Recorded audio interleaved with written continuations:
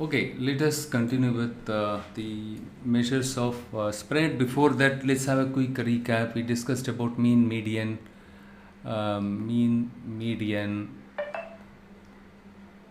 mode, right? These are the very simple measures we discussed in the last session. And also we discussed about what is an outlier, right? So what is an outlier? And also we discussed about various shape or the distribution of how to interpret the distribution, how to or interpret the distribution pattern, how to interpreting the distribution pattern of the data, right? Distribution pattern of the data. So this is using the histogram. If it is like this, right? So it is a bell curve, and if it is something like this, then it is a right skewed data. It's a left skewed data. This is how we we can interpret it by plotting the data in histogram. We interpret the data this way. So now the question is, why should I know whether the data is normally distributed or this is called, it is also called as symmetric distribution, symmetric, and this is your asymmetric distribution, okay, asymmetric. These are all asymmetric. It is positive skew, this is negative skew, or right skewed or left skewed. They use different terms, but end of the day it represents the same thing, okay, the positive and negative. And so now the question is, why should I give or why should I be concerned about whether the given data is symmetric or asymmetric, okay? Because when we conduct the statistical test, most of the statistical test that assumes, okay, that makes a pre-assumption, right? It makes some kind of pre-assumptions that the given data set is normally distributed. If it is not normally distributed, you cannot run the statistical test. Even if you run it, it doesn't make any sense, okay? So that is one reason that you should be knowing, okay, whether why, and also by plotting the data in histogram, right, or histogram or box plot. We have something called box plot also. Using box plot also we can understand the distribution of the underlying variable, okay, the quantitative variable, okay. You can see the question is, do we have to use histogram, or histogram is the only visualization is available to understand whether the given data is symmetric or asymmetric? No, you have something else called box plot. We'll discuss about box plot also in today's session, okay.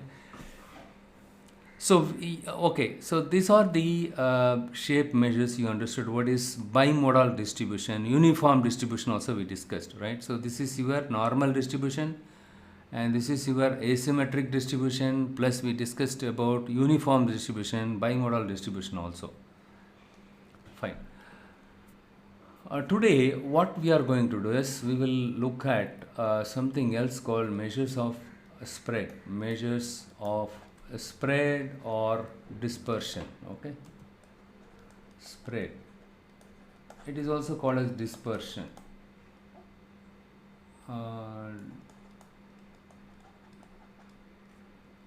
Dispersion, PR, okay, dispersion, measures of spread or measures of dispersion, okay. So these are all the things we discussed as part of measures of central tendency. As for a central tendency, we are very particular about how whether we wanted to understand the central location of the data. So that is the whole idea of this one, right? That is the whole idea of using the measures of central tendency. Okay, and also we discussed about the various types of scales of measurement. We have something called nominal variable, nominal, ordinal, and what else? We have ordinal and the interval and ratio. These are the different types of scales of measurement we discussed, along with the measures of central tendency, right?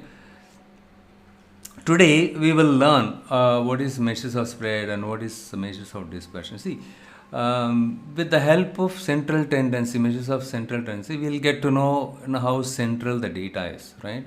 Knowing the mean value of the given data or median or mode is not sufficient in the business world, right? So having if you use only these three measures, and based on this itself you cannot decide all or you based on these measures alone you cannot draw any conclusion. If you draw any conclusion based on these three measures, right, it can mislead you at times. Okay. And also we have something called 5-number summary. So in the case of measures of central tendency, right, we have something called 5-number summary. Every statistician should be knowing this one. Okay, 5-number summary. We have some minimum we know, right? Minimum, maximum, and we have something called quartile 1 and quartile 3. Quartile 3, minimum, maximum, quartile 1 and quartile 3. And what else? You have something else called standard deviation will not come into picture. This one, you have something called IQR. Okay, right? So we will discuss about quartile 1, quartile 3 little later. Okay, sorry, here median. I forgot to mention median. So mean is not there, median will be there. Okay, 5-number summary. But there are some cases, right? In general, when you use the statistical software, it gives you the 6-number summary. We can find mean also. Okay, so mean is also as part of the 6-number summary. But traditionally, what they do, right? The statistician, they say 5-number summary. Supposing you are working as a data scientist at offshore and on-site, your counterpart is there, right? Those guys right from the customer side also, they have some data scientists. They will be asking you a question something like this: can you tell me the 5-number summary? Okay, then you should be knowing what the 5-number summary is all about. Okay, minimum, maximum, quartile 1, quartile 3, median. So he will simply ask you what the 5-number summary tells you. With the 5-number summary itself, can you see any outlier in the data set? Okay, so that thing they'll be asking you. So hence you should be aware this term. Okay, don't get confused with these jargons. Okay, 5-number summary is nothing but minimum, maximum, quartile 1, quartile 3, median. And there are cases 6-number summary also, they say. Okay, that inclusive of the mean. Okay, so you know what minimum, maximum, median, mean. What is quartile 1 and quartile 3? You don't know, right? So that we'll discuss it little later. Okay, what is quartile 1 and quartile 3? We'll discuss it little later. Okay, so now let us focus on the measures of spread part. Okay, measures of spread or measures of dispersion, measures of spread.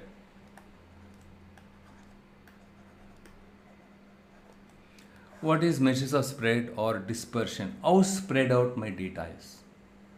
As part of this, we are very particular about how spread out the given data is. Supposing you are plotting the salary data set. Salary data set. So this is where the shape measures, right? The shape or the distribution pattern is playing important role. If you see something like this, right? If you see something like this, that means the data is normally distributed. The salary, the variable salary, if you plot it using a histogram and you get something like this, that means it is normally distributed.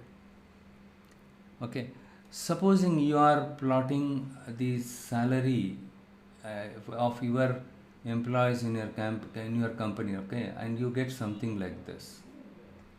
And supposing you are you are plotting other companies' salary, okay, and their salary is something like this. It comes like this.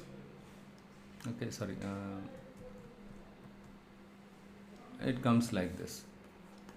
Let's say this is or different branches in branch 1 in Chennai branch, right? In Chennai branch 1 and branch 2 and branch 3. three different branches of your company, you employees salary, you plotted it, right? After plotting it, you get the distribution something like this.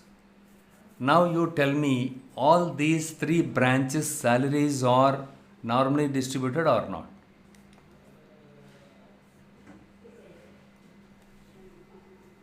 So this is normally distributed, right? So this is branch 1 employee salary, and branch 2 employee salary, we plotted it using histogram, and branch 3 also we plotted the salary. Now we are very clear this is normally distributed. Now the question is, are these two, branch 2 and branch 3 salaries also normally distributed or not? Can you tell me? Say yes or no. It is normally distributed, right? Even this one also normally distributed, right? It is not asymmetric. Even here also we can, but the spread is too wide. But the spread is wide here, right? The spread is wide here. But here also it is wide. But compared to this, branch 2, branch 3 is better, right? So, the wide. But here the spread is narrow, not so wide, right? So here the spread is not wide, not so wide. Here it is wide, here it is too wide, right? The spread is too wide. That means there are too much of volatility. The wider the distribution, when you see the pattern of your salary or profit, or if you have any other variable, right? Especially the quantitative variable, and if you see the pattern something like this, that means too much of volatility is there in the given data set. There are too much of volatility. But here also volatility is there, but it is okay compared to this one. Okay, here in this branch 2, the salary is 2. That means some people are paid less and some people are paid high, and there are too much of volatility here. Okay, and lot of volatility is there. Here also volatility is there, but it is better than this, but this is far better. But when you look at the branch 1 distribution, we can say that here there is no bias, right? So here the employees, or only few of the employees are paid less and only few of the employees are paid high, right? And rest of them are falling here, okay? Based on their level they are getting it. But here it is not. Some people are getting, right, lesser, see here, lesser salary, and here they are getting, most of the employees are getting salary within this range. And similarly here also, right, you can see it here, the peak is there, right? Here the peak is there, and but here if you see, right, something like this, right, too much of volatility is there. The whole idea of spread is, to understand the spread is how volatile the data is, right? That is the reason why the spread is very important. Understanding the spread is very important. What are the measures that are available as part of the measures of spread? One is range. The next one is the standard deviation, plus you have something else called coefficient of variation.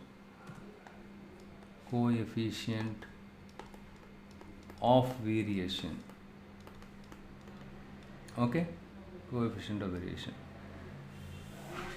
So these are the measures that are available to understand how spread the given data is. See, now the question is, knowing the volatility, how it helps me. Okay, for example, apart from salary, you plotted for example, Tata Motor, TAT-MAT, right? So Tata Motors equity stock symbol, TAT-MAT, right?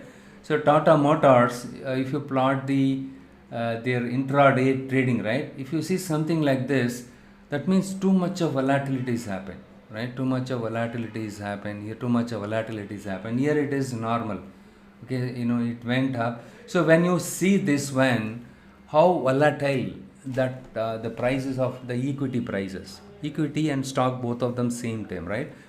So how volatile the given stock, right? So Tata Motors If it is something like this, it is too volatile. Here also it is volatile, and here it is normal. Okay, it's kind of, only sometime it was less and suddenly it went, right. So it went something like this and it went down like this, something like this. Okay, Tata Motors. So it helps you to understand how volatile the given equity price is. Okay, supposing you want to see the Balaji Finserv, right? Bajaj Finservice, they are doing good job, right? Bajaj Finserv, right? So if you see something like this, that means, too much of volatility. That means suddenly the price is going up, suddenly it falls down, suddenly goes up, suddenly goes down. Okay, so by knowing the spread, you can make a decision. If you are a risk averse customer, risk averse, that means you don't want to take a risk, because you are already, you are already 60-year old, you are a senior citizen. Okay, you don't have any other earning potential. Whatever savings you have, right, that is also very less, and you don't want to take risk. So in that case, what you do is, you don't want to invest money on the volatile stock, right? So in that case, you want to be very proactive. So apart from this, I'll give you one simple analogy to understand the importance of using the measures of spread. For example, let's say you are a businessman. You are doing a business in a small village. Okay, you are doing a business in a small village. Your business is really doing good. Okay, you are doing good in that village. All the people in that village, hypothetically, 1,000 households are there in that village. All these households are purchasing from you. Most of them, they are purchasing. Hardly few of them, they go to the nearby town and they go and buy the grocery and other items. But majority of the, 90% of the households in that village are purchasing from you only. Because of this, you are so bullish. Okay, you are so good. Your business is really doing good job. At one point in time, you wanted to expand your business. Okay, you want to increase the market share, or you want to expand your business. What you do is, even the nearby village people also come and purchase from you. And what you are planning to do is, okay, why don't we set up the same shop in the nearby village also? Okay, this is the nearby village. If I set up a shop here also, so those village people also can come and buy from my shop. Okay, they can come and buy from my shop. Instead of traveling from their village to my village, they can buy it locally from my shop in their village. But before I do this, right, before I set up the shop, I want to do some kind of market study. I want to do some kind of market analysis. What I do is, I wanted to visit this village in person. I want to visit this village in person and speak to the village people in this village, and understand what is their pain areas and which items they purchase more frequently, and which all items they purchase it from the nearby town, right? So what I do is, I want to go there and physically I want to discuss or run a kind of a survey with those villages to understand their customers pulse, right? The customers pulse. So what I do is, before I go there, right, I take another guy along with me. He is my friend. He is a data scientist. Okay, and he's a data scientist. I'm a businessman. I don't know the ABCs of statistics or anything. Okay, so all I want to do is, I want to visit this village along with my friend who is a data scientist, to do some kind of, to run a survey, and based on which I wanted to finalize whether to set up the shop in that village or not. Okay, we both decided, and we both set out to go to that village. On the en route to the village, okay, this is a village. Okay, this is a village. On the en route to the village, there is a stream. A river, or say no river. Okay, there is a river. We have to cross the river in order to reach this village. Listen very carefully. To go to this village, I have to cross this river, and we both have to cross the river. And I am carrying a laptop with me. I have a laptop with me. It's a very expensive laptop. Okay, both our height is just 4.5 4.7 feet. Okay, we are not taller. We are, let's hypothetically. Okay, both of us are 4.7 feet only. And if we cross the river, we are right. When we reach the bank of the river, we started thinking before reaching the bank of the river, we thought we can cross the river by feet. But after reaching the bank of the river, we started thinking, oh man, we are scratching our head. Man, we thought the water level is less. This seems to be little bit more. And we are also not taller. If we cross the river, there could be chances that our laptop can also drench. Right? I don't want that to happen. What I do is, I call, right? I saw someone, walking on the, river bank. A guy, he is walking on this river bank, okay? And I'm just calling this guy, hey man, can you please tell me the average depth of the river? He says the average depth of the river is 4.5 feet, sir. This is my average, X bar. X bar is the mean, okay, the sample mean. The average depth of the river is 4.5 feet.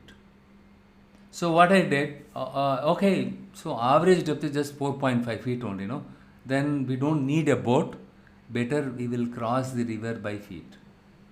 Okay, I just tell my friend, hey, we will cross the river by feet. So what he says is, hey, hold on, we cannot go by the average, right? So this is my mean depth or the average depth. We cannot literally go by the average depth.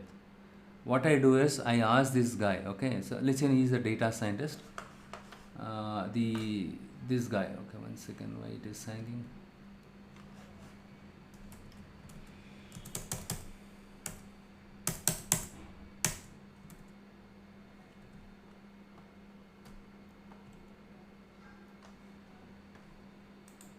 Okay, it is working fine.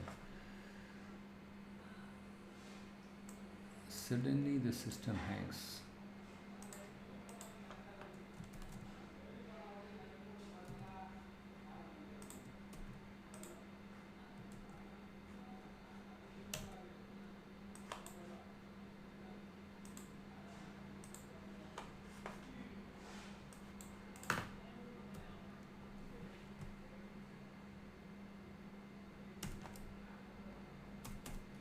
Okay, okay, and what happens, right? This is my shop here, and we both wanted to cross the river, right? And as per this guy, this guy is, is walking somewhat closer to the river bank, okay, and so he says 4.5 feet, 4.5 feet. That is the average depth of the river. And now my friend data scientist, he says, no, we cannot literally make a decision just because the average depth is 4.5 feet, right? We cannot cross the river just like that, okay? And what he does is, he asks few more questions. Hey, you tell me, every 1 furlong or every 100 feet, every 100 meters, every 100 meters when we cross the river, what is the depth? He keeps on tells, right? When you cross the first 100 feet of the river, the depth is just, the 1 feet. 1 feet. He says 1 feet.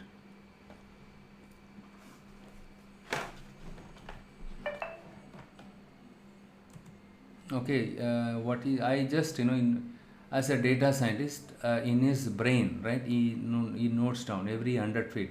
First 100 feet is just, 100 meters, right? First 100 meter, just 1 feet only. After, crossing 200 meter, the depth is going to be 2 feet. Likewise, he keeps on noting it down. So the average is 4.5 feet. But our height is, both these two guys' height is 4.7 feet.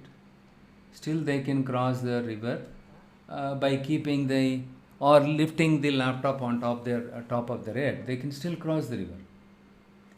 But suddenly he says, sir, after 100 meter, 200, 300, 400, 500, 600 meter, after you cross 600 meter, the depth of the river is going to be 5 feet. 1 second. So 5 feet, and again when you cross some other, after 700 or 800 feet, you can find the depth of the river is somewhat 6 feet. But when, just because you have more small values and you have outlier, right, the average somewhat comes closer to 4.5 feet, right? So do you guys think just by just by making the decision with the help of the average does make sense always? But in this case it doesn't make sense, right? Simply, if somebody says the average depth is 4.5 feet, and if you blindly go proceed with crossing the river, what would happen? See, somewhere 6 feet is there, the depth. But when the data scientist asked him more questions, and then only he says, sir, first 100 feet 1 feet, and again after 100 feet, when you cross 200 feet, you cross it, it will be 2 feet, and 2.2 feet, 2.3 feet, and finally he says, after you cross the 600 meters, after you cross 600 meters, the depth of the river is 5.2.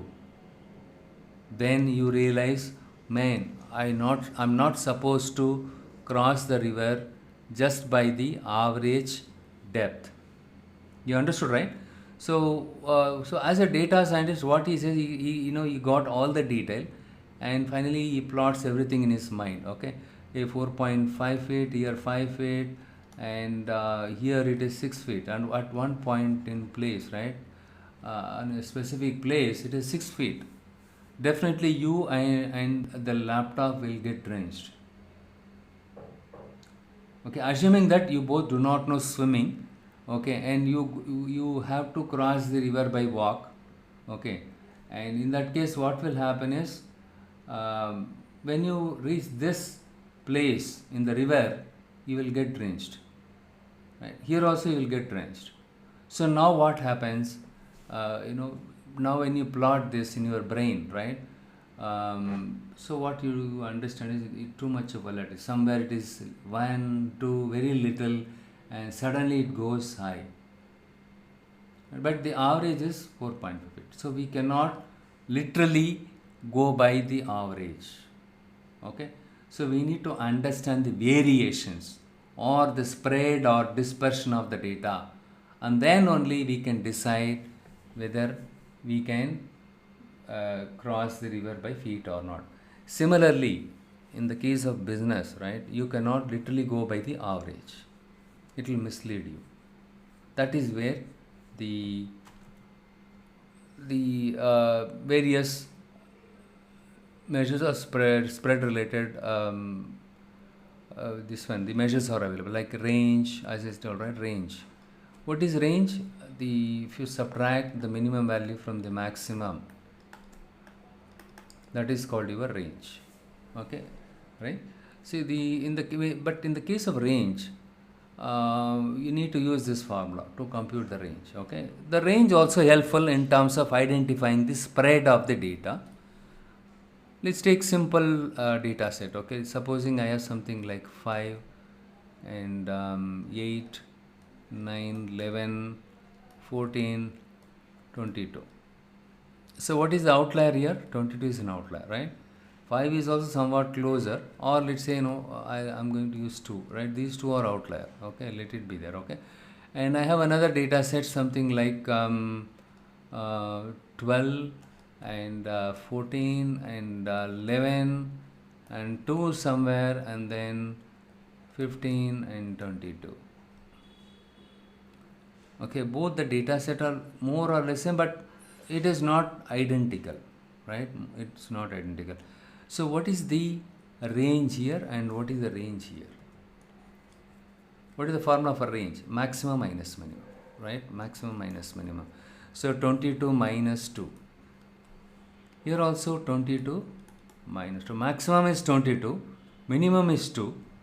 But here if you see this is 20 and here it is 20. But if you plot it, so you will get something like this, right? So let's say you are using histogram or bar plot. 2, 8 and 9 is little bit more, and 11 and 14 and 22. You get something like this. This is your data set. So it tells us how wide the data is, right? How wide. So this is the spread. The spread is 22 in this case, okay? But if you plot the same thing, right, somewhat similar to this, you will get it. But the spread is 20. Here also 20, here also 20. So this is what? The spread, right? The spread is 20. In both the data set, the spread is 20. Supposing I include additional 0 here. This is my outlier, okay? 22 is also somewhat closer, but 220 is too far from all the data set. So in this case, what is the range here? What is the range here?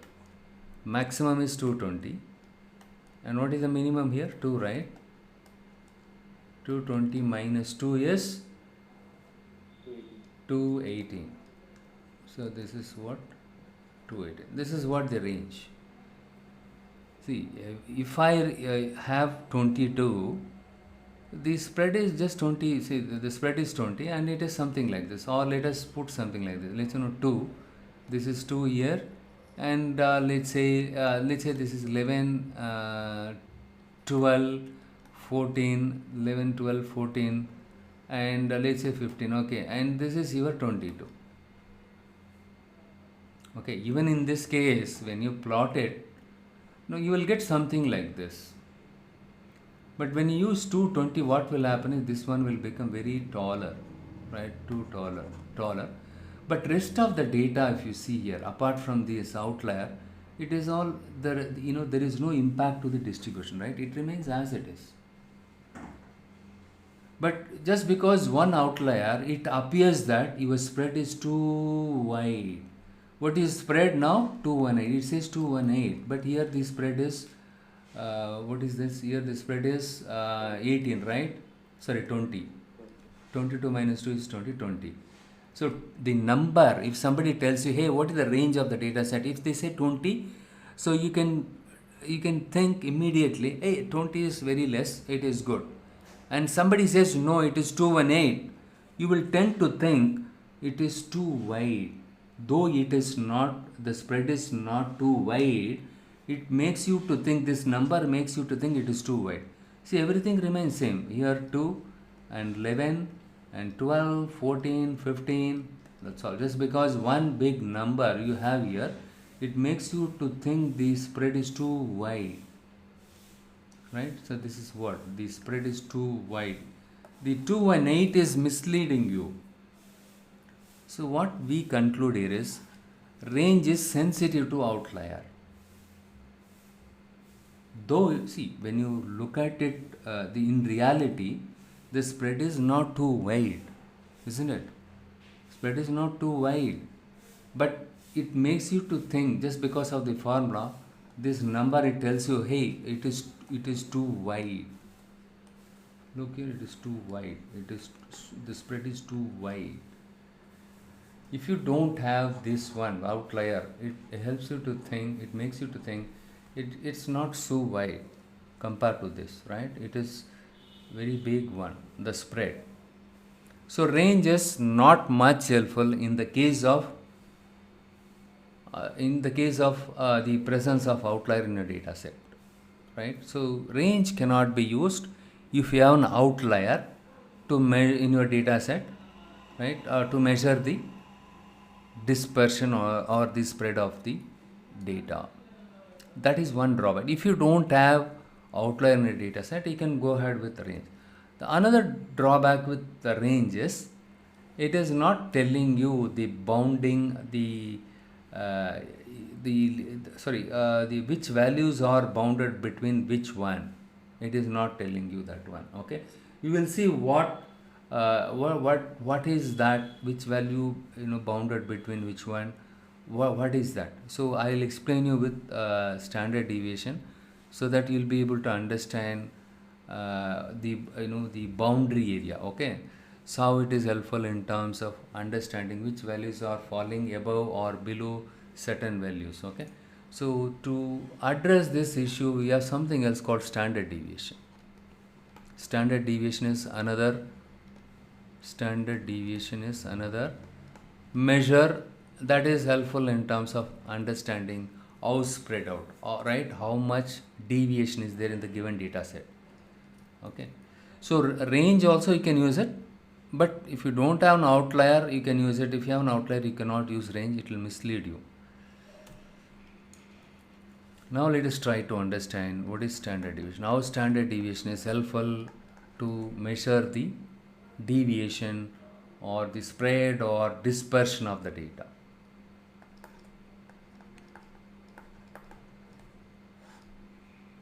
Okay, before we understand what exactly standard deviation, let's just try to understand the formula for this. Okay, supposing you have a variable called x. In the x you have values something like 2, 4, 5, 8, and let's say you have something like 6, and how much you have 2, 4, 5, right? I am going to have something else called 4, another 4. See what is the average for this one? 10, 10, 20, 29. Let's see, yeah, 10, 20, 29, right? So 29 divided by 6. Probably for example sake, let me make it 4. Okay, let me make it 4. Okay, so 10, 28 divided by how many data points are there? 2, 4, 6, right? 6. Yeah, and what is n? N is the sample size, 6. So 28 divided by 6, how much you will get? 4, right? So 6, 4.6 also, right? This is my mean value. This is my variable name x, but mean for the sample data we use the notation x bar. Just remember this. Okay, for the sample data we use the notation called x bar. That means the mean or the average value of your sample. If I use this notation, that is population mean. Very difficult to get population mean in the real world. Okay, the mu is the notation we use it. X bar is the notation we use it for sample mean. Fine. So next what we do is, see here we computed the x bar, right? So in next step is you need to subtract the mean from each and every data point. Okay, so 2 minus, what is my mean value? 4.6, right? 4.6, and 4 minus 4.6, and 4 minus 4.6, and 8 minus 4.6, and let's say 6 minus 4.6, and 4 minus 4.6. What will happen is, now if I subtract the larger value of the negative value, right? Larger negative value from the smaller positive value, you will get negative value, minus 2.6, and here also negative 2.6, and here also you get negative 2.6, and here you will get how much? 3.4. For second one it will be minus 0.6, right? Oh, sorry, this one is 0.6, right? 0.6. I just thinking that, yeah, 0.6, right? Yeah, negative 0.6, and 3.4. Here you will get 2.4, and here you will get negative 0.6. But I don't, if I have, now I have to add all these values. If I add all these value, what will happen? The plus and negative will get subtracted. I don't want that to happen. So that is the reason why what we do is we square it. Okay, so that minus 2.6 into minus 2.6 will become plus 2.6 into 2.6. Okay, negative 0.6, right? If you do this one, so plus 36, and 3.4 you will get some value, 2.4 you will get. You need to square all the values, x minus x bar whole square. right, x minus, and then after squaring this value you need to add this one for all the values for I equal to 1 to n, for all the data points, right, you need to sum the values of all the data points. After squaring this, if you sum it, you will, let's say, assume that you get something like 256. Let's assume that, okay, you get 256 divided by the number of data points. What is the, how many data points are there in your sample? 6, right? So what is the value you'll get? 42 point something. This is called your sigma squared. Sigma squared is nothing but the variation, right? Sigma squared is equivalent to, for I equal to 1 to n, x minus x bar whole squared divided by your sample size. This is called your variance. This is called your variance. Now I need to find out the standard deviation. If you take the square root on both sides, if you take the square root on this side, what will happen? The 2 will go away, right? Sigma is equivalent to I equal to 1 to n square root of x minus x bar whole square divided by n. This is the formula we will be using it to find out the standard deviation. First you need to obtain the mean value. You need to subtract the mean value from each and every element, and then you need to square it, because you don't want to blindly add these values. If you add blindly all these values, the positive and negative values get subtracted. I don't want that to happen, hence I square this value. After squaring this, if I sum this, I'll get some value. That is what my variance. Don't forget this. The variance, the square root of variance is nothing but the standard deviation. This is called your standard deviation. This is what your standard deviation. So this is what your variance, this is what your standard deviation. This is the formula we use it to compute the standard deviation.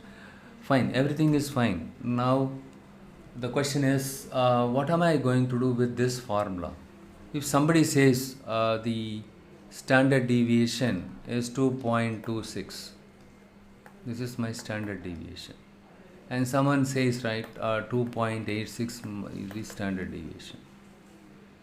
The standard deviation of the height of the students in a class. Let's say you have 10th standard students, 10th standard A class, and 10th standard B class students.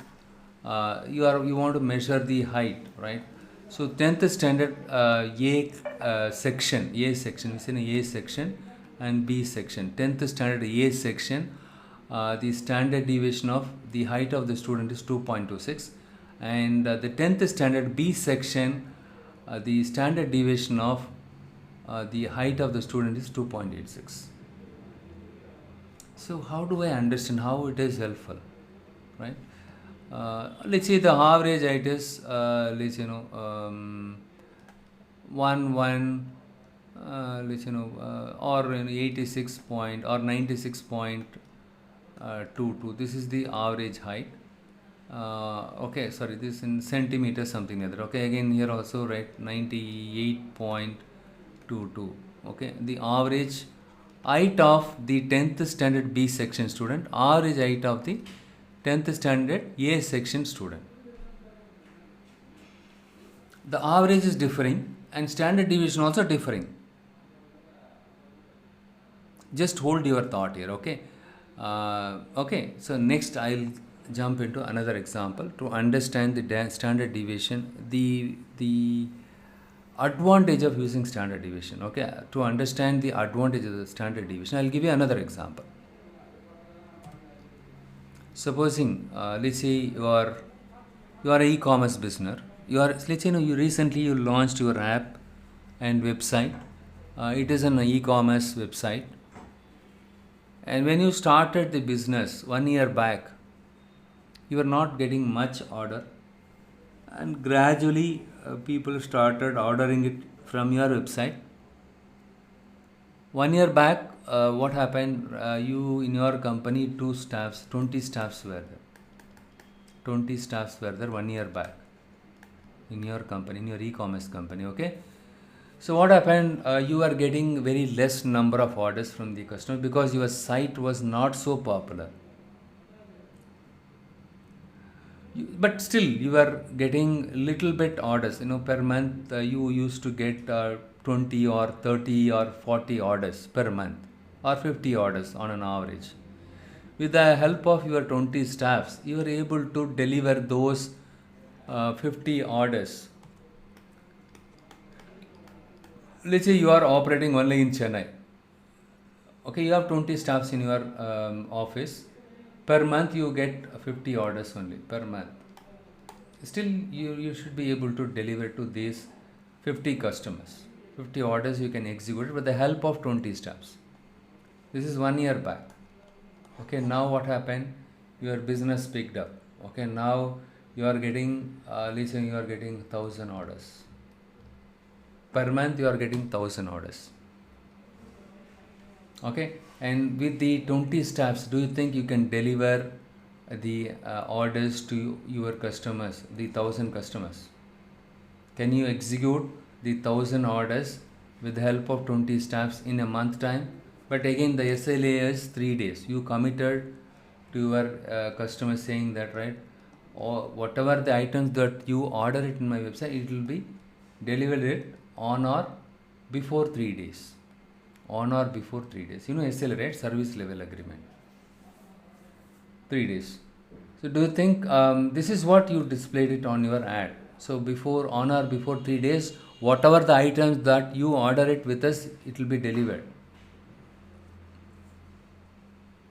Now you are getting 1,000 orders. You think with the help of 20 staffs you can deliver it with this SLA? You cannot do it. Obviously you cannot. It's very unrealistic. So now what you decided, you wanted to have a tie-up with some courier companies. Let's say you have something called desk to desk courier company. Desk to desk, desk to desk. Okay, and then what is that one more company?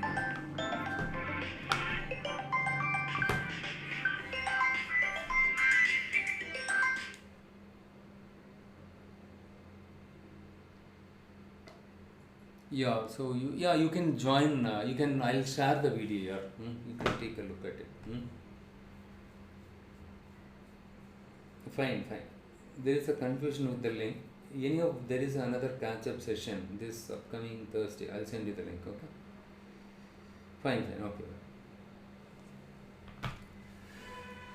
Okay, so this is the thing. Okay, now desk to desk and Blue Dot, right? So Blue Dot. You have something called Blue Dot courier company. You wanted to have a partnership with these two courier companies to ship the orders to your customers, right? So what you are doing is you are talking to these two courier company, and then you set the expectations very clearly by saying that, hey, nowadays we are getting 1,000 orders. We don't have manpower to ship these orders. The SLA is less than on or before 3 days you are supposed to ship it. This is the SLA. So these two guys, now they agree with you and they are signing a contract. Okay, in the contract you mentioned very clearly, on or before 3 days they are supposed to deliver the items to your end customers. Whatever the orders that you receive it, right? They are supposed to come to your, right? The Amazon, they provide FBA and FBM. I don't know if you guys did any selling on Amazon, FBA and FBM, right? So if you call Amazon, they come and pick up the items from you and they will pack it and then they will ship it. Okay, something like that. So okay, I don't want to discuss that one. Okay, so the SLA is less than or equal to 3 days. So these two guys, they agreed. Okay, they signed the contract also. Let's say this guy took 3 days. So what happened now? These two guys, they agreed and they signed a contract with you, and the business is really doing good now. Okay, the operation is very smooth. Okay, at one point in time or a specific day you are getting calls from your customers, or when you review the feedback, customers feedback randomly, you could see that most of the customers were express their frustration about the delivery schedule. Okay, you are a bit you are literally panicked. Hey man, Good that I reviewed the customers' feedback. But so the customers are already raised the concern. They are not happy with the delivery schedule, which we promised less than or equal to 3 days, right? It is not. SLA got sleep. So what you do is you call a data analyst, and you are telling him, hey man, you take randomly 10 customers delivery time, and then you do some analysis and get back to me. Are they, where the problem, whether the problem is desk to desk or blue dot, right? If let's say, supposing the blue dot courier company is taking more time to deliver it, then what we are going to do, we are going to discontinue the relationship with this guy, and we will find out another guy, another company. Okay, fine. Now, with this simple example, you will be able to understand, okay, how the this measure is helpful, right, in terms of spotting the good person. Okay, let's say this guy delivered it on 3 days. Let's say you are a data analyst. Let's say a data analyst, okay, he started randomly picking the delivery time done by both desk to desk and blue dot, and for one customer they delivered in 3 days, and other customer they took again 3 days, and 3.5 days, and another customer they took 3 days time. Okay, and okay, here because of space problem, right, I just take okay, six different customers delivery time. So one, right, so how many threes are there? 5 threes, 15, 18.5. If I take the average, how much I'll get? So 6, right? So here I'll get 3.5. On an average, I'll get 3.5. This is they took on an average 3.5 days. But this guy, one day, 1.2 days, and sometimes, right, 0.8 day, and sometimes they took 6 days. If you take average, what will happen? So 2 days, 3, 4, 5. 5 plus 6, 11. 11 divided by 6. How much you'll get? 1 point.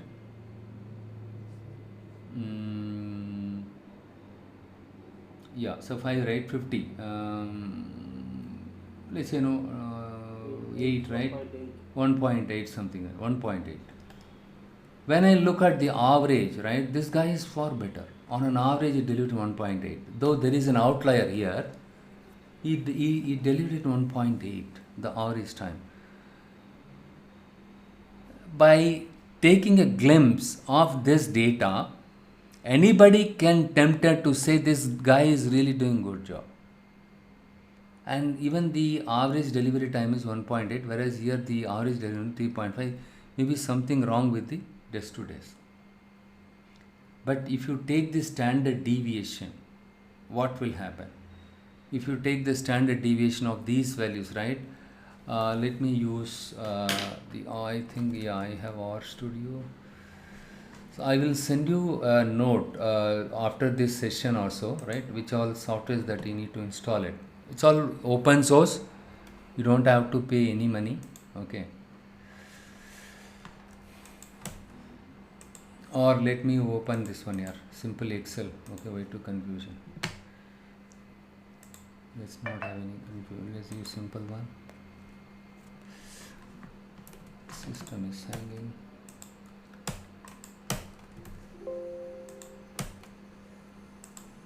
So this guy, right, 3 and 3 and 3 and 3.5. One guy is 3.5, other guy is 3 and 3, right? So 6. If you do the standard deviation, I think in Excel you have something std dev. You select it and yeah, 1 second, std dev. No, not this one.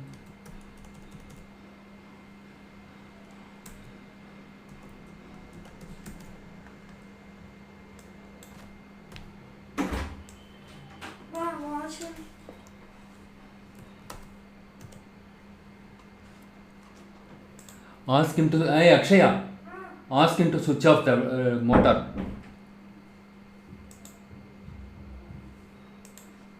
So this is the standard deviation, right? This is the standard deviation. The other guy, 1, and sometimes 8 and sometimes 0.2. And what happened here, it took 6 days, right? If we use standard deviation, if we use this measure, look here. And you change the 4 to as 0.8 instead of 8. Oh, sorry, 0.8, right? Correct. 2.1 still, right? So 0.14. So look here, but if I take the average, what will happen? If I take the average, That's why you get 3.21.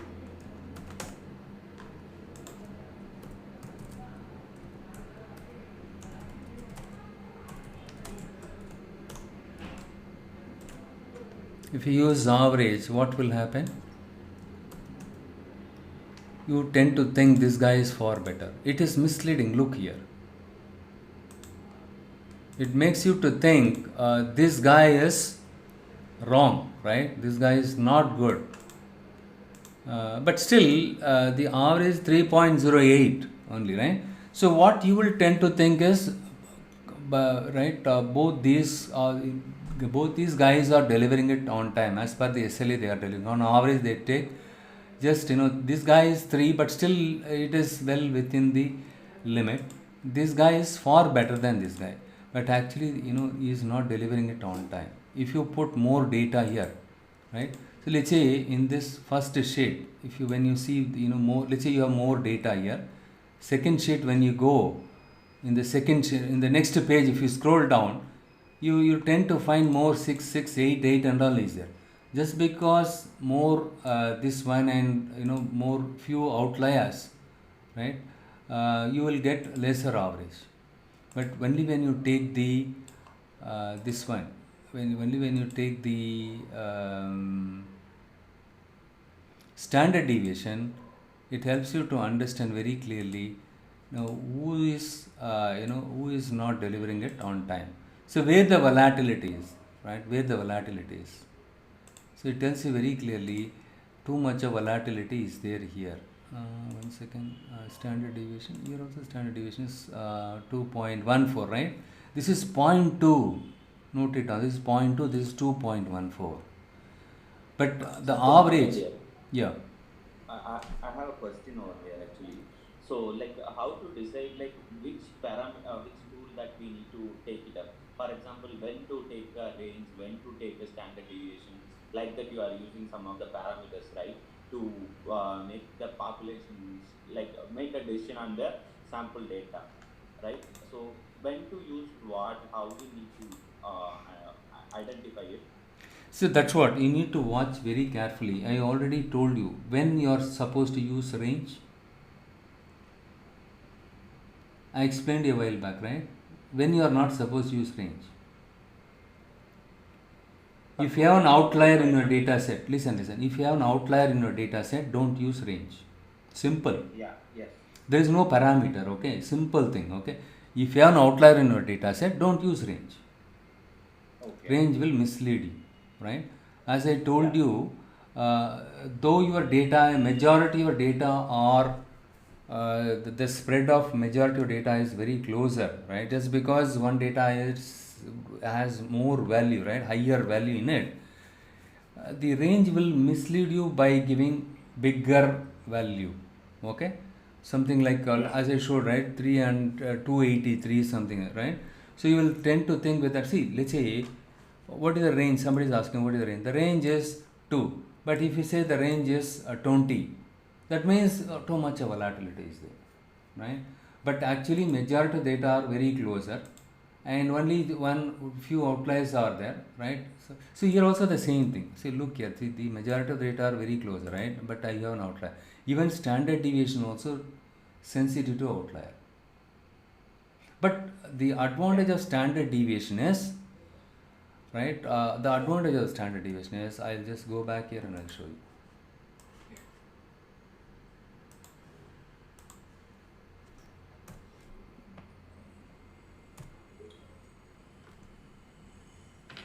See, the advantage of standard deviation is, if you look at here, okay, let me go back to the previous one.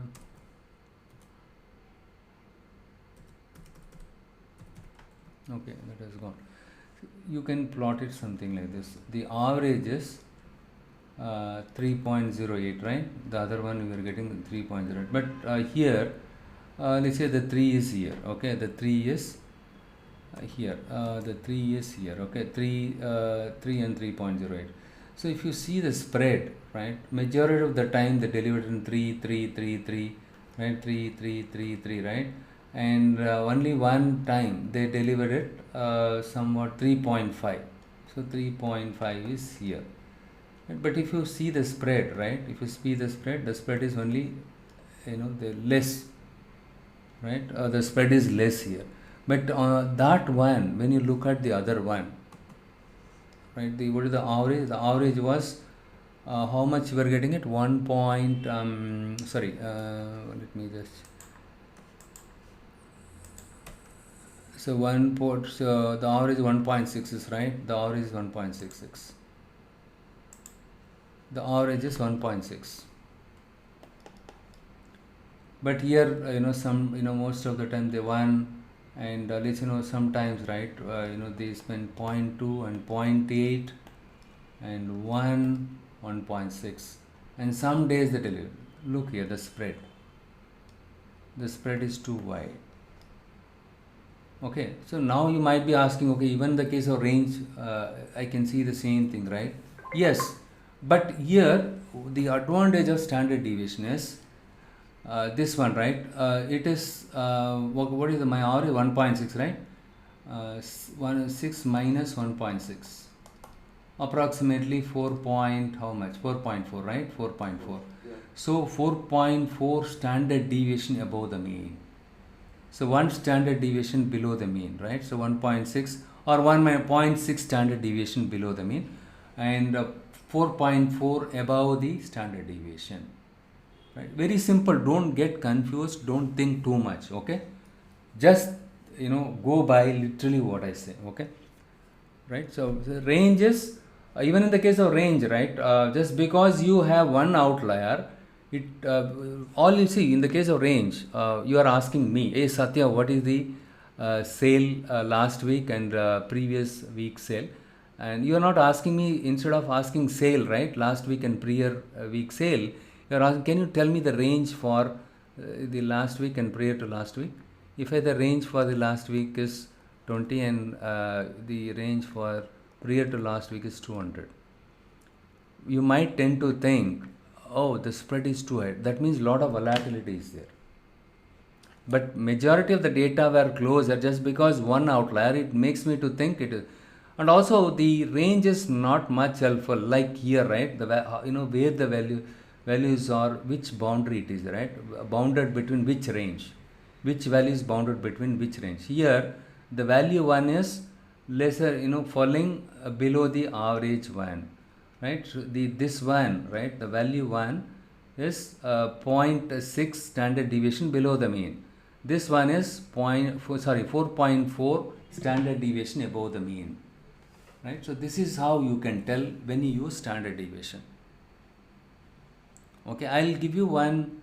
I'll explain you something called Chebyshev theorem, right? Chebyshev theorem. That one will help you further to understand the advantage of using standard deviation over range, right? Because here the the bounding thing, right? So the boundary, where to where, right? So supposing this one, take this one, right? 4.4 standard deviation above the mean. This is this one is 0.6 standard deviation below the mean. You can tell that way, right? So if somebody is asking you, giving you the data, or if they tells you some numbers in your mind, you need to draw something like this. You need to calculate the or put it in the middle. So that's how the data is. And let's say if they tell you small value, right? So you can put it in your brain. Okay, 1.6, and this is the one. So this is 4.4, approximately 5 standard deviation above the mean. This is approximately 1 standard deviation below the mean. This is how you can tell. And also when you plot this, right, you can see the desk to desk courier. Here the spread is less. That means they are very consistent. Though they are not performing great, like these people. See, these people, sometime they delivered 0.2, some days, right, they delivered 0.8, and sometimes in one day. They took one day to deliver it. Okay, but the spread is too. Let's say, they spread, sometimes this, they delivered in 5 days and 5.5 days. That means too much volatility is there, right? They are performing well. On the other hand, on the other end, if you see, the delivery time is very bad, because we are supposed to deliver on or before 3 days. This guy is far better. He is consistently delivering it. Please remember this. Don't think too much. Okay, standard is something. Is it something different? Literally go by my word. Okay, so standard deviation is helpful to understand the consistency of the data set. Even especially the meshes are spread, right? The meshes are spread, using which we find out how consistent the given data set is. Right? Because here the spread is less. Let's say the spread, higher the consistency. But if you look at here, right, lot of inconsistency is there. A lot of inconsistency. The spread is too wide. And also, with the help of standardization, we can tell how many standard deviation above the mean given a data point. So given a data point, how many standard deviation it is above the mean value, how many standard deviation it is below the mean value, right? Don't think anything else beyond this, but you just register this in your mind. Consistency, right? This data set is consistent, this is inconsistent, because too much of volatility is there. Now let us dive into Chebyshev's theorem. Okay, let's say I have in Chebyshev, there is a scientist in the past. He came up with something called standardized normal distribution. Standardized normal. So we know normal distribution. What is normal distribution? Bell curve. If you find something like this, it is a bell curve, right? What he did, so the population mean is 0 and sigma equal to 1. Right? So in the case of normal distribution, he did some kind of standardization. Whatever the data you have it, the mean is 0. The standard deviation is 1. Right? You need to specify like this. This is how you standardize it. Why? What is the use of this one? The reason is, supposing, let's say you work for Walmart. And your manager is asking you, right, every 1 hour, 1 million transactions are happening in Walmart, right? So, let's say last 1 week, your manager is asking what is the average sale. If you say the average sale is 200,000 and 56.26 cent, right? 200,056 $.26. This is the average sale of last week, and the standard deviation is sigma, right? This is the notation we use it. The standard deviation is 9,021.22. Very difficult to remember, right? Very difficult to remember the 0.26 and 0.22. Instead of saying your mu, or instead of saying x bar mu, right? So, right, simply you put 0. Whatever the average may be, make it 0, and whatever sigma value, make it 1. This is how he did the standardization of the distribution, normal distribution. Standardization of the normal distribution. This is how he did it. Okay, the Chebyshev, right? Apart from this, what he did, so the mu is, obviously the mu is there in the middle. Okay, forget about 0 at this moment. Mu is there in the middle. Okay, but remember that sigma is 1.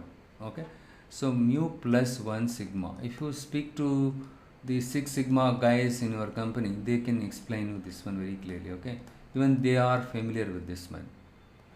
And mu minus 1 sigma on the left side, and mu minus 2 sigma, mu minus 3 sigma.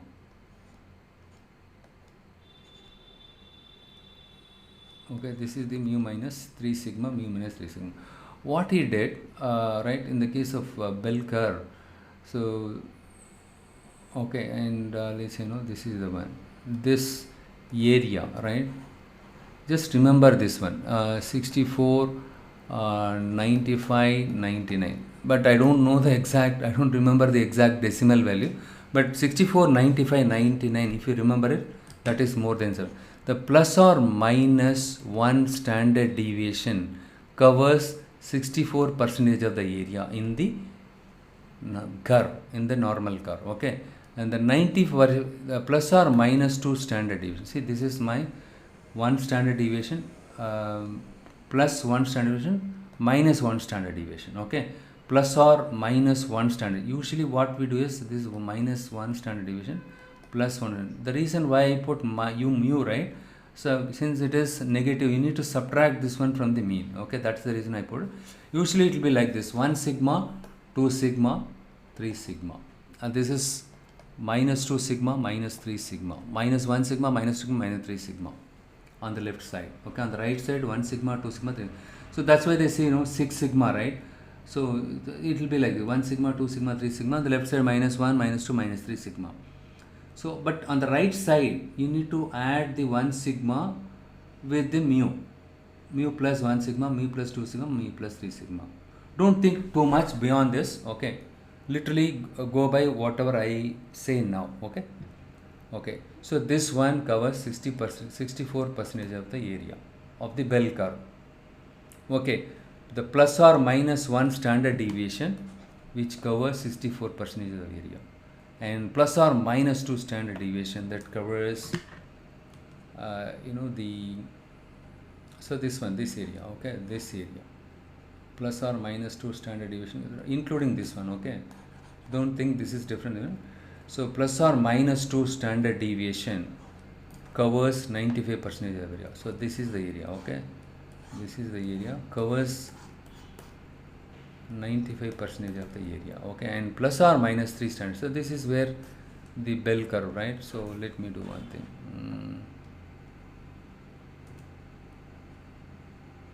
Let's say your bell curve is something like this, okay?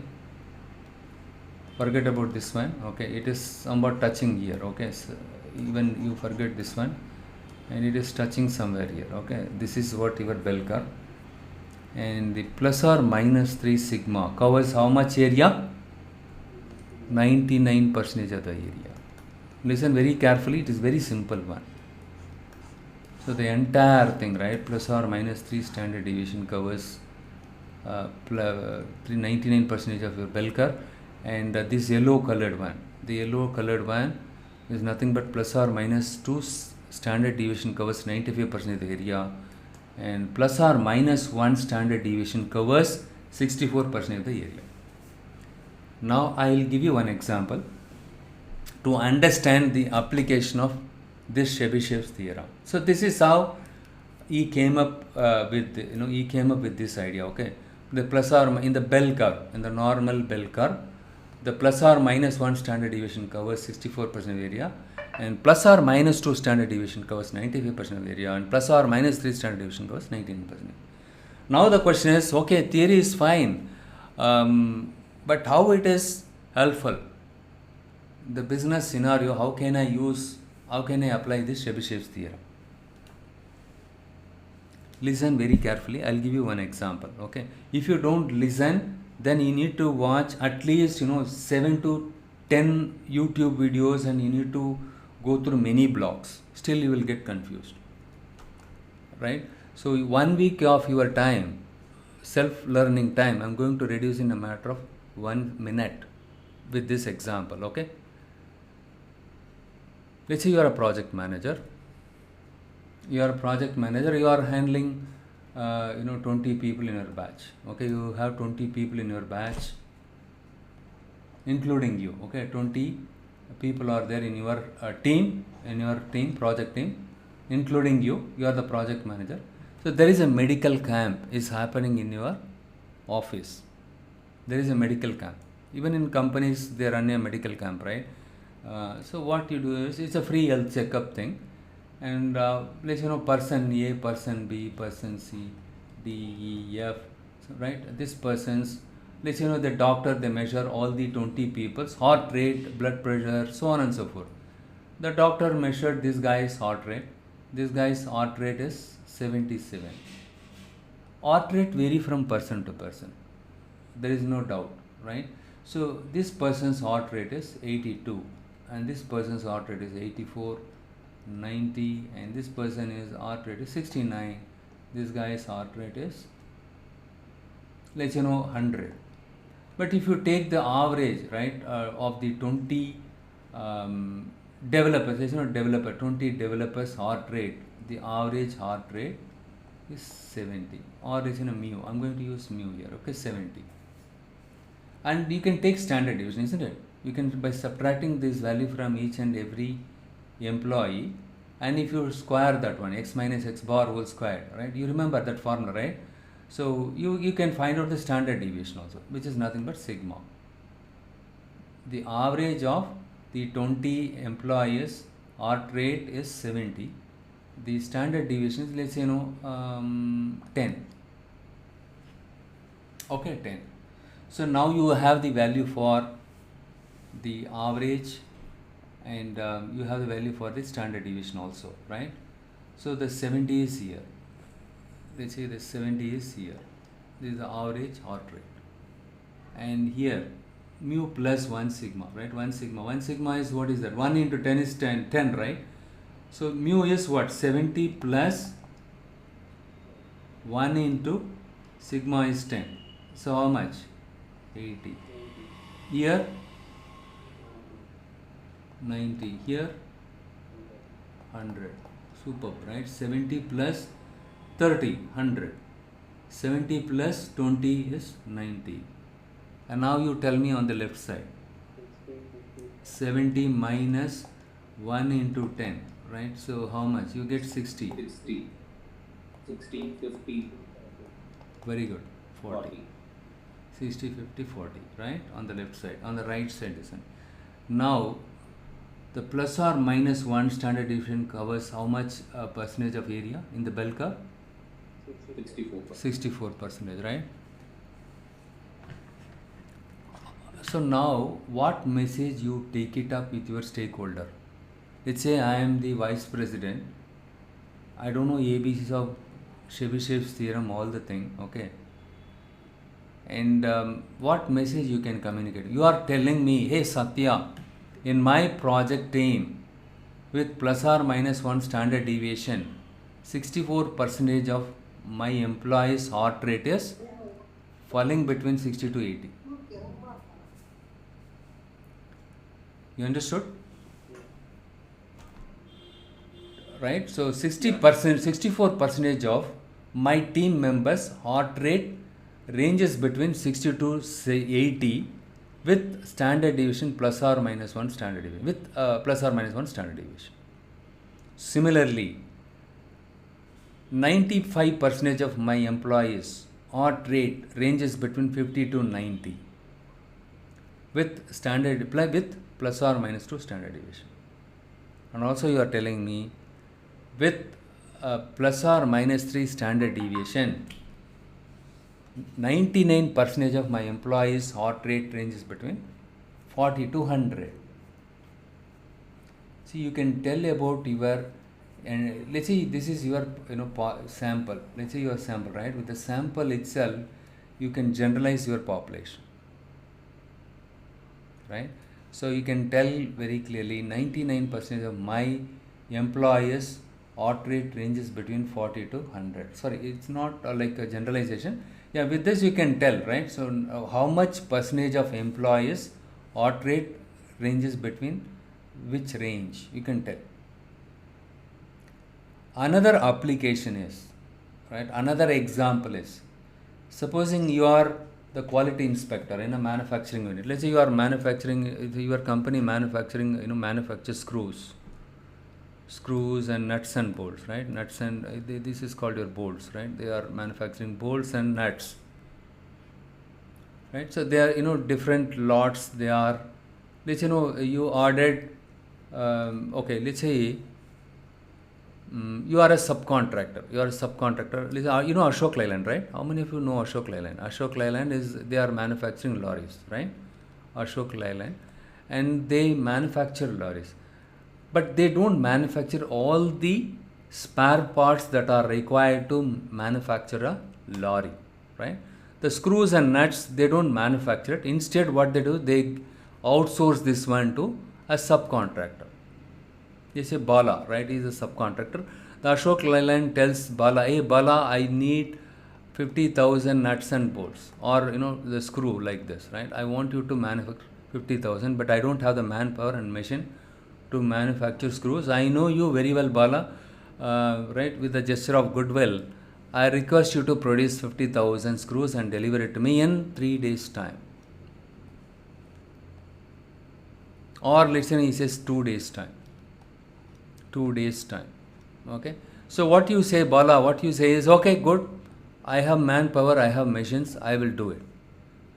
But Ashok Leyland, he sets one condition here. So 2 days, within 2 days, on or before 2 days, you need to deliver it. Okay, or you take 2 days. Okay, within 2 days you are supposed to deliver it. And the next condition is, he's putting another condition that once you manufacture the items, I will send my quality inspector.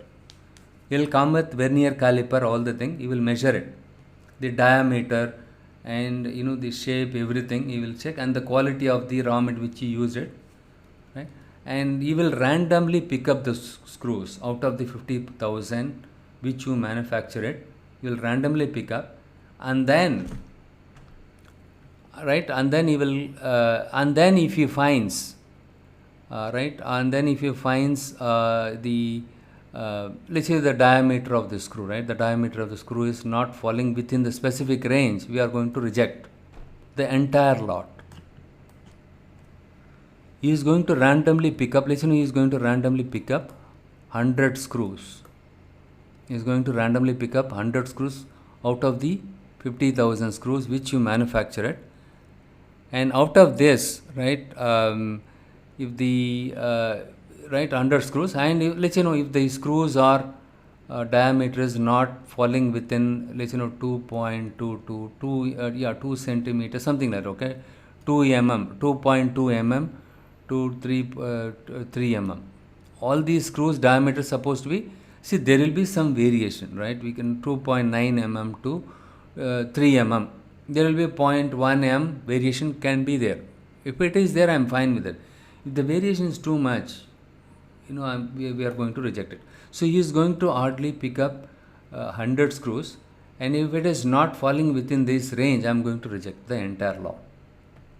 So here the quality inspector, right, he uses the Chebyshev's theorem, right? He randomly picks up the screws from various lots, and then he takes the average and he plot. Let's take for one lot, he took the 100 screws, and then he took the average, something like this, and he tells the Ashok Leyland, right, manager, hey, 90%, 95, 99% of the screws manufactured by them was falling somewhere between 2.9 mm to 3 mm.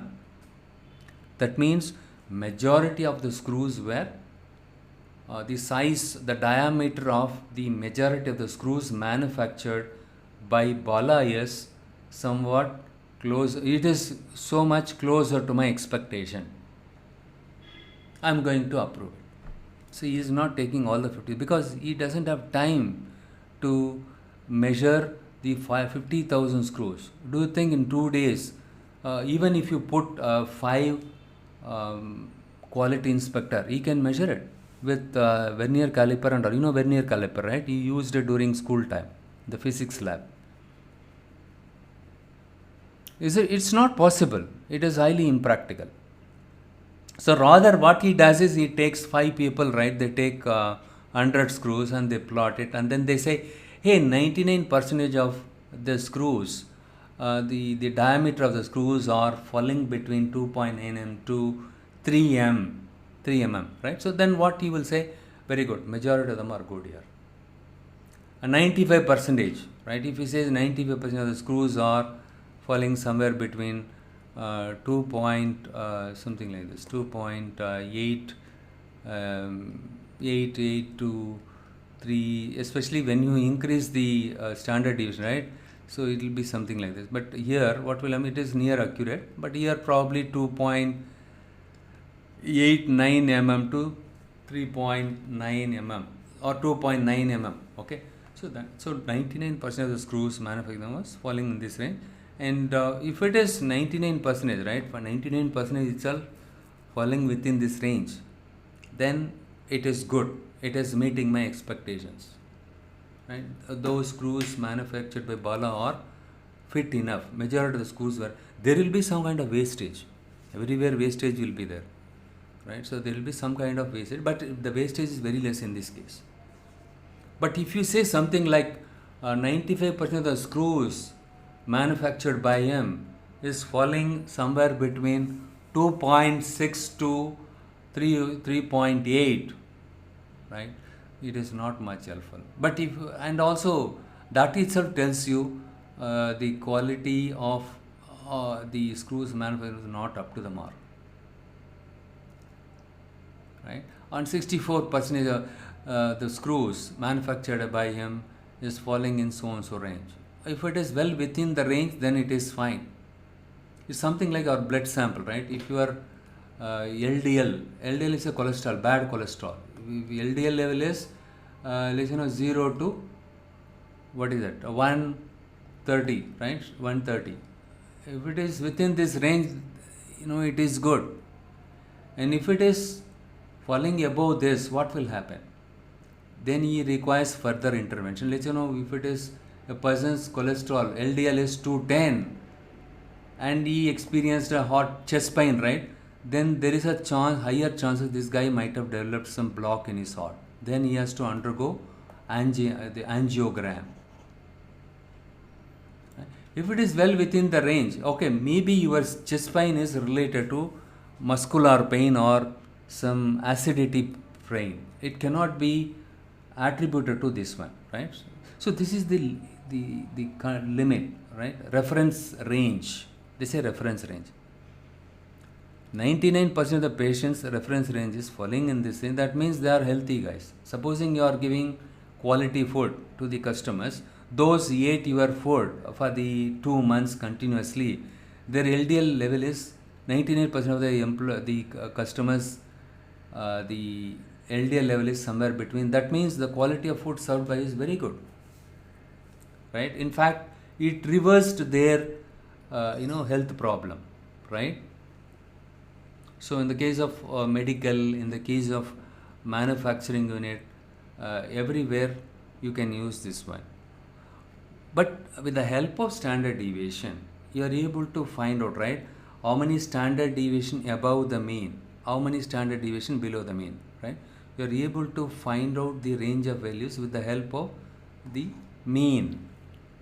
Now you understood, right, Bala and Satish and others, okay, and how helpful the standard deviation is, right? The standard deviation is the one used in Chebyshev's theorem also, okay. And also, for example, in the case of, let's say you take Infosys and Wipro stock prices. So now UPL is doing good, right? UPL and SBI Card, they are doing good. These two guys, so you can make profit, right? In the case of intraday, though there is a volatility, not much here, okay. But when you look at Wipro stock,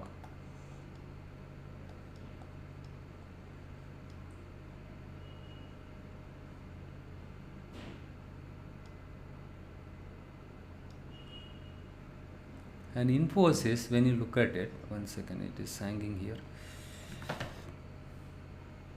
Let's say the Infosys stock is something like this.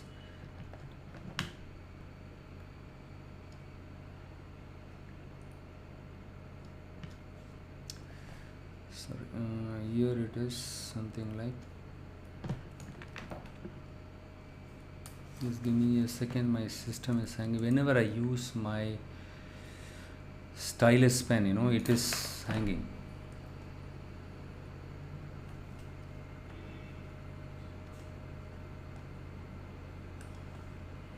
Let's say it goes very high, okay, and right, suddenly it goes down something like this, and and also it goes something like this.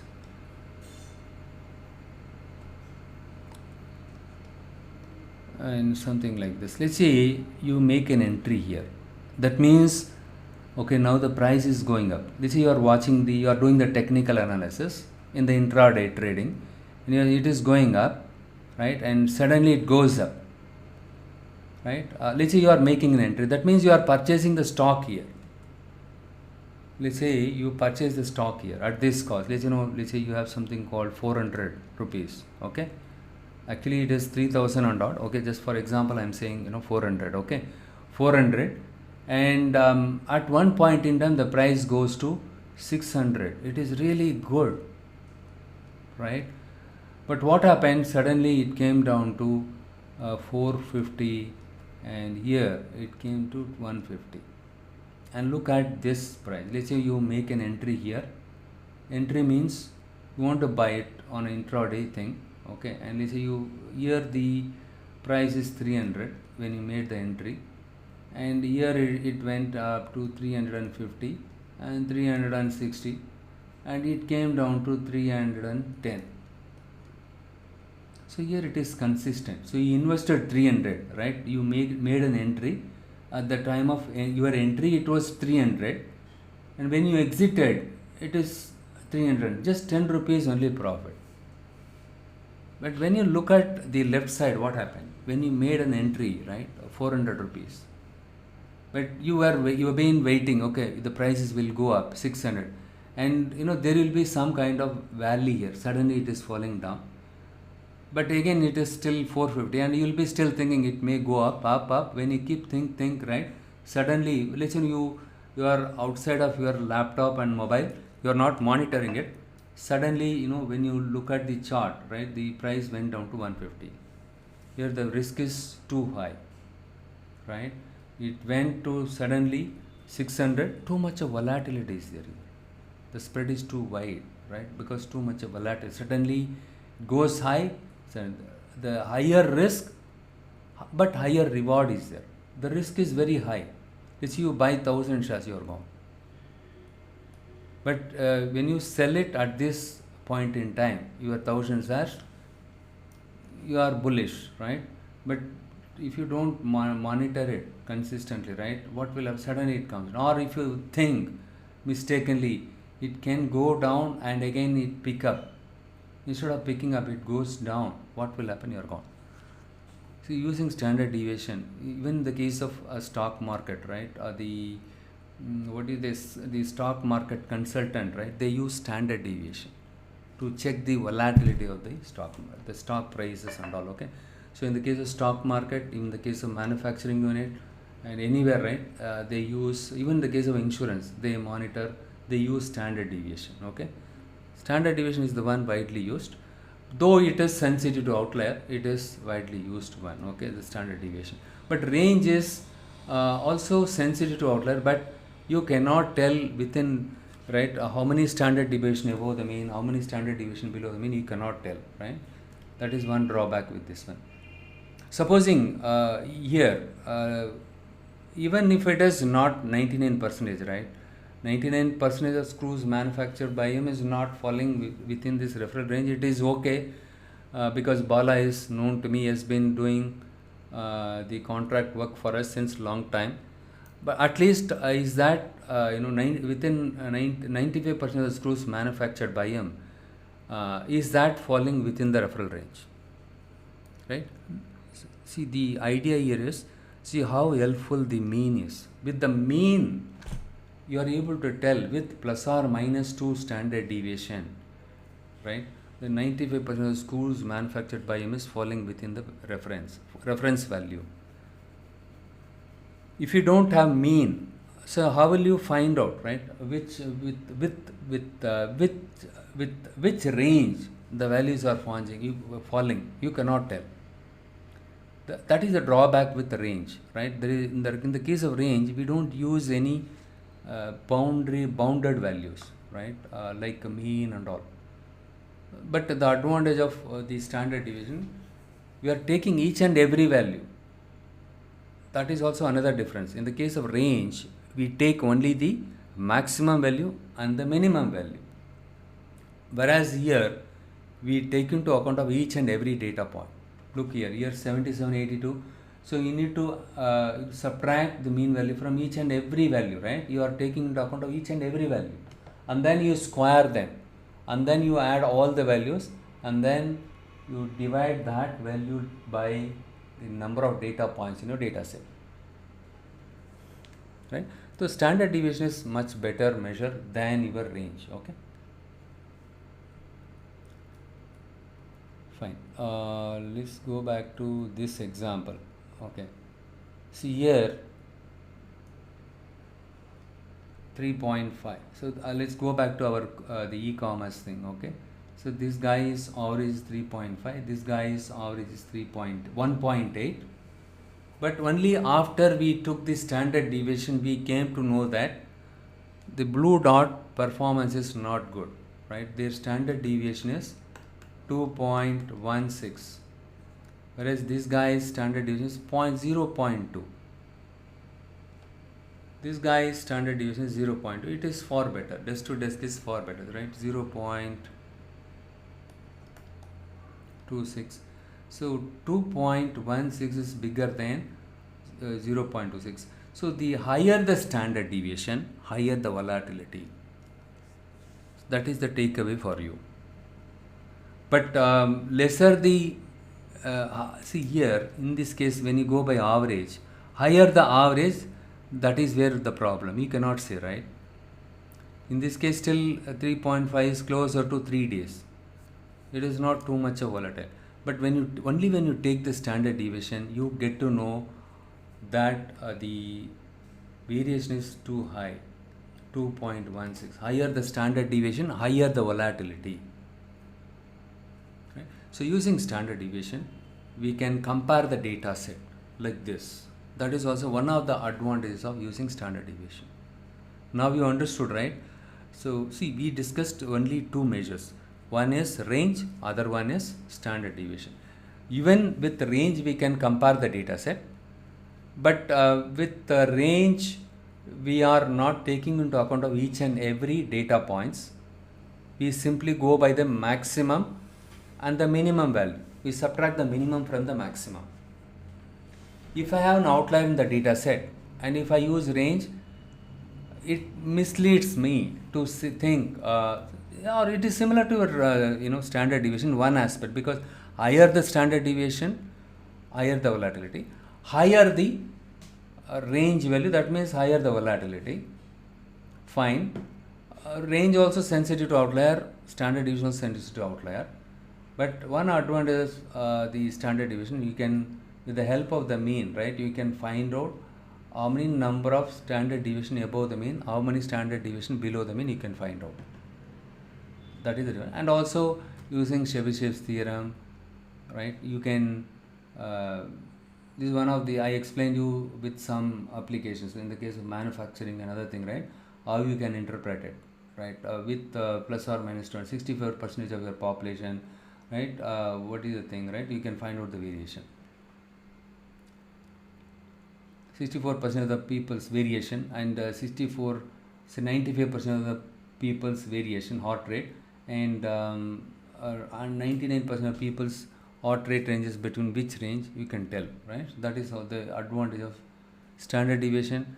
And even in the case of stock market, they use standard deviation as a measure to find out the volatility or inconsistency. Okay, if you are a risk averse person, you don't want to take a risk, you simply invest in Wipro. Even if you get 10 rupees per share profit, let it be there. The loss is not much. But whereas here, I can get more value, and let's say at this point 600. If you think, let it go up to 800. If you keep wait, and suddenly it falls down to 450, and suddenly if that falls down to 150, you are gone. You cannot carry forward also, but still you need to convert it. Right, that pain and all is there. If you forget to convert it, you are gone, right? So it is not much helpful. So in simple term, it helps you to understand the consistency of your data set. And next we have something called coefficient of variation. What is coefficient of variation? Coefficient of variation nothing but the ratio of the standard deviation to the mean. The ratio of the standard deviation to the mean. In simple terms, standard deviation divided by mean. Okay, let me just go back with this example. Okay, let me close this one. It is not much helpful. It is hanging like hell.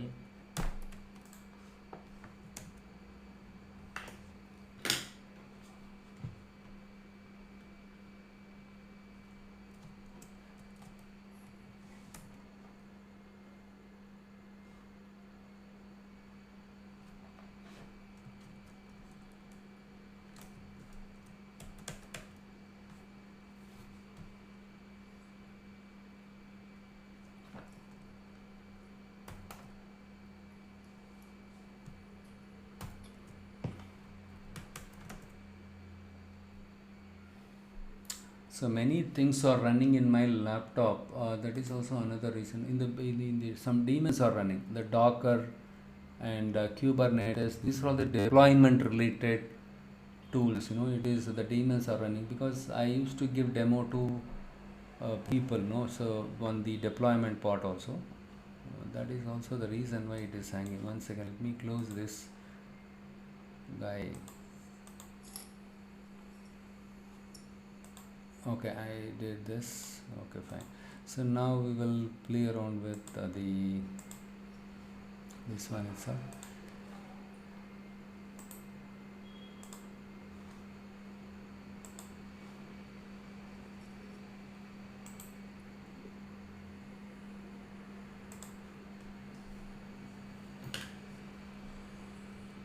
Yeah, in the courier example, we saw the desk to desk courier's mean delivery time, right? The average delivery time was 3.5, and the blue dot, their average delivery time is 1.8, something like that, right? But the standard deviation for this guy was 0.26 approximately. Okay, 2617, and this guy's was 2 point something, right? Something like that. Okay, it's 2 point. So since the standard deviation value is very high, with that we are able to spot who is the culprit, right? This guy is not delivering it consistently. See, if you deliver it well ahead of the schedule, it is fine. But that doesn't mean you can deliver it after 6 days and 10 days, right? That is very bad. Even if you don't deliver it well ahead of the schedule, let it be there. At least if you deliver it on time, that is more than sufficient. But this guy, even if they don't deliver it well ahead of the schedule, but they are consistent, okay? They are not volatile, or they are not inconsistent, right? They are delivering it on or at least third day, or at the worst case 3.5 days they take. That's all, right? But see here, the standard deviation is very much helpful in terms of spotting where the problem, right? But if you literally go by the measures of central tendency, you will tend to think, right, this guy is really doing good. Bala, are you able to understand? Yeah. Right? So it Yeah. mislead you, right? Measures of central tendency, if you go by the average, it misleads you. It wrongly thinks you that blue dot is doing great job. Actually, it is not. Fine. Okay, let's take another scenario. Desk to desk, their average delivery time is 3, and blue dot, their average delivery time is 3 days. Okay, and their standard deviation is 1.06. This guy's standard deviation is 1.06. I don't know if I have the data in this one. Some data I used it.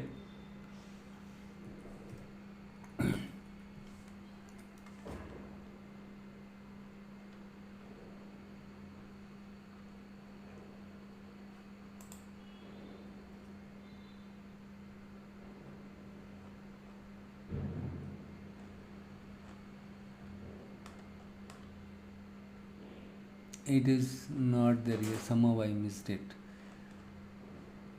So actually, that is what sometimes you will encounter it. Okay.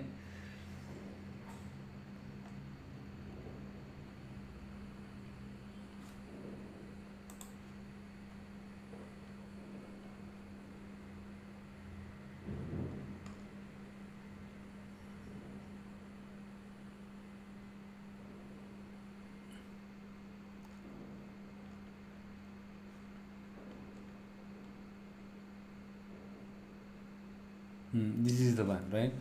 See, the desk to desk courier, the average delivery time is 3, or probably this guy is 2.8, and it shows 1.06, 1.06, the standard deviation.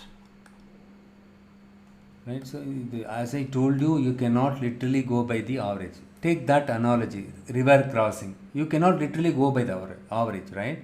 If you go by the average and if you cross the river, what will happen? If you have an outlier, you are gone.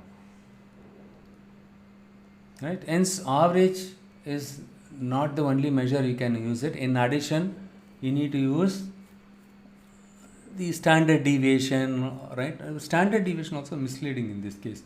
So here 2.8 is there. So still I'm getting complaints from the customers. Then how do I find out who is good, right? So the standard deviation divided by mean is nothing but your the coefficient of variation, 1.06 divided by 3, and 2.8 divided by, sorry, here 1.06. So your mean, right? Mean is there in the denominator. Standard deviation is, exactly, 1.06 for desk to desk, right? This is my standard deviation divided by mean. And here also 1.06 divided by 2.8.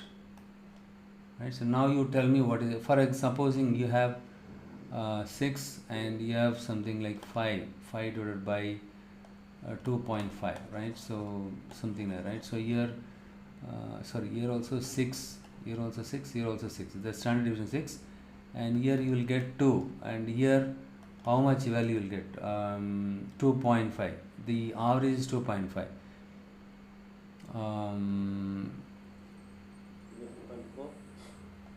You get 2.4, right? 6 divided by 2.5. You get 2.4, right? Okay. So in this case, the variation is here. Higher the covariation, right? Coefficient of variation. That means that is where a lot of volatility is there. Right? Here, let's take for example here 2.5, and let's say here the average is 6. Sorry, standard deviation is here also 6. Standard 6. But in this case, you will get confused, right? So earlier, with the help of standard deviation, we were able to find out where the problem is. But here, both the data set standard deviation is same. Hope Bala, now you understood, right? When you are supposed to use range is not much helpful. Simply we can rule it out. Okay. And standard deviation is very helpful. Yeah. How many standard deviation above the mean, how many standard below the mean, you can find out. Especially when you use Chebyshev's theorem, it is very much helpful. But the problem with the standard deviation is, for both the data set, the standard deviation is 6. Okay, so here you cannot say, right, here you cannot say there is no, inconsistency, but still you are getting compliance. So what you do, standard deviation divided by mean, when you do it, so when you get higher the value, right, so 2.4, that means, so something wrong here, right, so we need to take some detailed data from the blue dot, and do some more analysis, and still if you get more volatility, something like this, then the next action is you call them and tell them, hey guys, too much of volatility is there. If you continue to do like this, right, we don't want you to continue any further like this. If you find even any single instance of deviation, SLA deviation, we are going to discontinue the relationship, or you will be penalized. Right? That is the action you take it by looking at the data. First of all, you need to find out where the problem is. But when you look at it 6, both of them there is no variability, right? There is no inconsistency. But still I am getting complaints. But when you use coefficient of variation, it helps you to spot where the problem is. The problem is with this guy, right? Coefficient of variation. Okay, fine. So now we understood what is range, what is when to use standard deviation, what is standard deviation is all about, and what is Chebyshev's theorem, and what is coefficient of variation. You understood.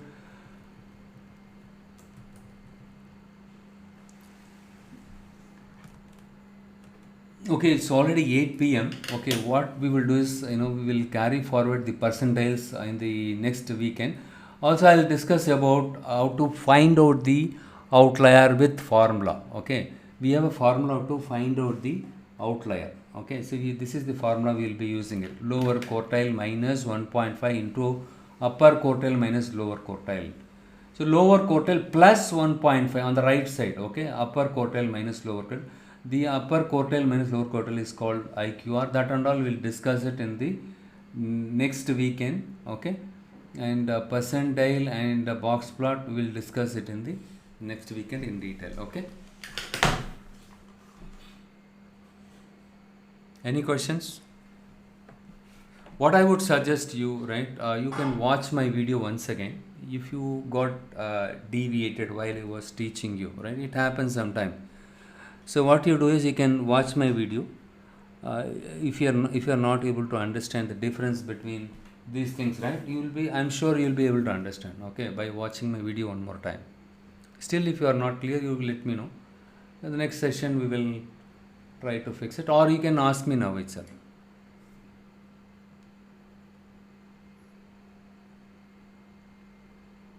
Okay, just recapitulate, right? So if you have some outlier in the sample, you cannot use range. So No, range and standard deviation.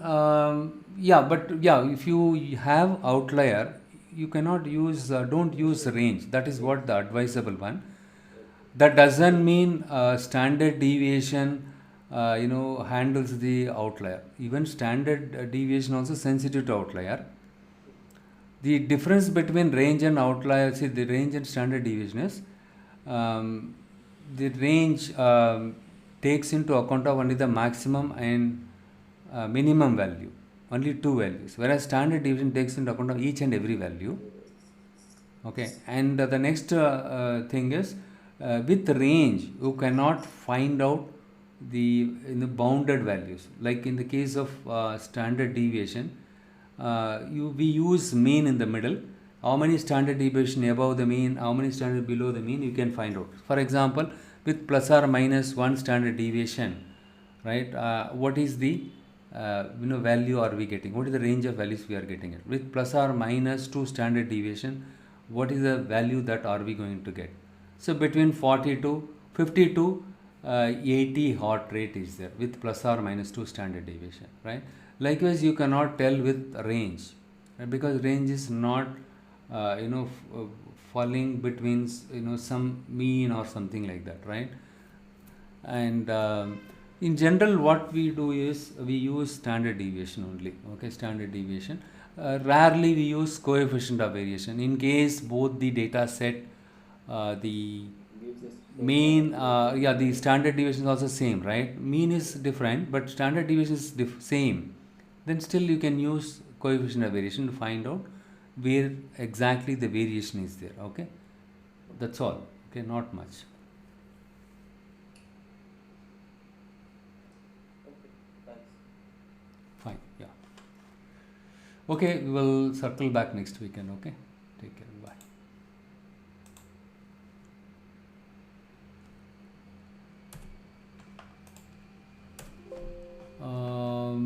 Discord.